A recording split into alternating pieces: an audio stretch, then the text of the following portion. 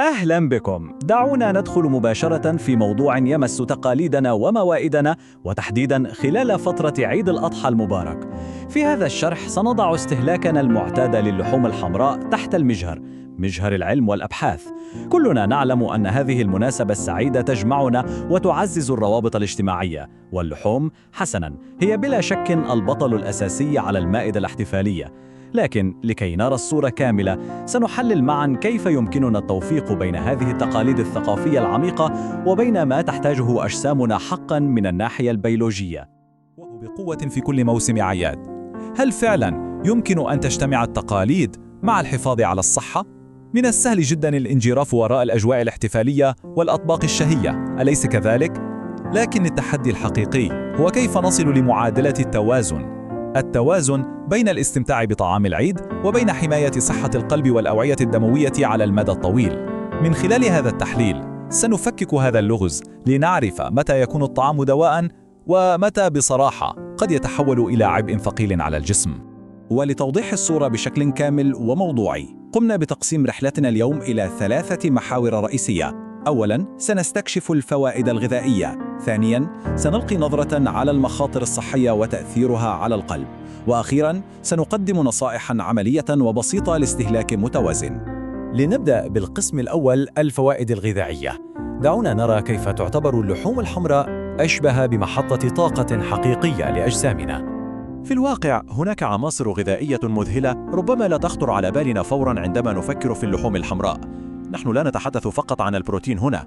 الأبحاث تؤكد وجود مستويات ممتازة من السيلينيوم، وهو عنصر مهم جدا لأنه يلعب دورا كبيرا في محاربة الشيخوخة المبكرة. والأكثر إثارة للاهتمام هو وجود أحماض أوميغا 3 الدهنية. هذه العناصر لا تبني العضلات فقط، بل تخيلوا أنها تمتد لدعم صحتنا العقلية. نعم، تساهم بشكل ملحوظ في تحسين المزاج وتقليل خطر الإصابة بالاكتئاب. هذا يثبت لنا أن فوائد اللحوم تتجاوز مجرد القوة البدنية بكثير. وإذا أردنا التعمق أكثر فالقائمة تطول. البروتين هو طبعاً حجر الأساس لبناء الأنسجة، لكن ماذا عن فيتامين B12؟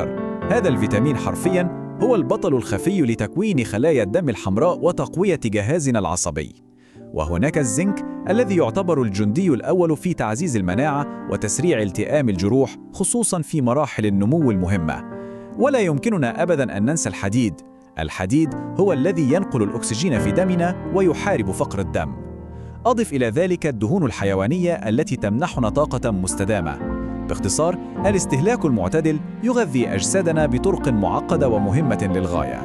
ننتقل الآن إلى القسم الثاني، المخاطر الصحية والقلبية. متى بالضبط يتحول هذا الغذاء المفيد إلى خطر فسيولوجي؟ المشكلة الأولى تكمن في تركيبة اللحوم نفسها، فالنسب العالية من الدهون المشبعة والكوليسترول تساهم بشكل مباشر في رفع مستوى الكوليسترول في الدم، وهذا للأسف يفتح الباب واسعاً أمام أمراض القلب والأوعية الدموية. من جهة أخرى، المشكلة الثانية ترتبط بعاداتنا نحن، وتحديداً طريقة الطهي. طهي اللحم في درجات حرارة عالية جداً ينتج مركبات كيميائية معينة. الدراسات أثبتت أن هذه المركبات ترتبط بزيادة خطر الإصابة بسرطانات القولون والمستقيم. هذه حقيقة علمية صلبة يجب أن نأخذها بعين الاعتبار عندما نجهز وجباتنا. وبالعودة للحديث عن الطاقة، عندما نستهلك اللحوم بكميات ضخمة تفوق قدرة الجسم على التحمل، يحدث العكس تماماً. اللحوم الحمراء تستغرق وقتاً أطول بكثير في الهضم مقارنة بأنواع الطعام الأخرى. تخيلوا حجم الضغط الهائل الذي نضعه على جهازنا الهضمي. النتيجة المباشرة شعور فوري ومزعج بالخمول والانتفاخ وحتى الإمساك. هذا التناقض العجيب بين الطاقة التي كنا ننتظرها والإرهاق الذي نشعر به فعلياً هو بمثابة أول جرس إنذار يطلقه الجسم. وهنا نصل إلى المفهوم الطبي الذي يشرح الكثير مما يحدث داخلنا: الالتهابات الجهازية. استهلاك كميات هائلة من اللحوم الحمراء يدخل إلى الجسم مركبات تستفز جهازنا المناعي، مما يسبب استجابة التهابية.